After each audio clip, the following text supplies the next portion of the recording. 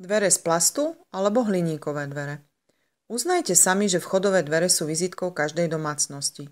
Pokiaľ ste sa rozhodli, že je najvyšší čas na výmenu dvier, môžu byť pre vás ideálnym riešením plastové dvere, no pokojne i hliníkové. Aký je rozdiel vlastne medzi týmito dvomi typmi dverí? Plastové dvere jednoduché, no odolné. Plastové dvere sa v dnešnej dobe vyrábajú z viacerých materiálov, ktoré sa líšia nielen cenou, ale i kvalitou a možnosťami použitia. Najlacnejšie sú výplne z ABS plastov, ktoré sú skvelým riešením pre všetkých tých, ktorí sú nenároční a uprednostňujú skôr jednoduché, cenovo priateľné veci.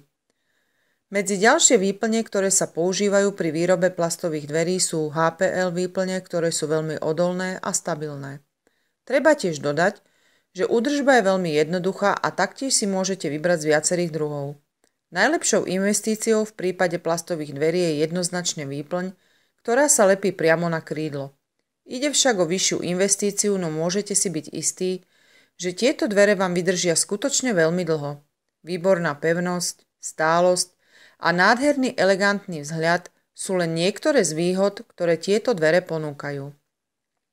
Hliníkové dvere, výborná kvalita i elegantný vzhľad.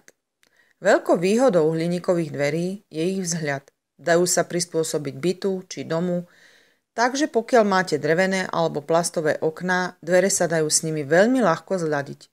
Hliník je známy svojou konštrukciou a výborným mechanickými vlastnosťami.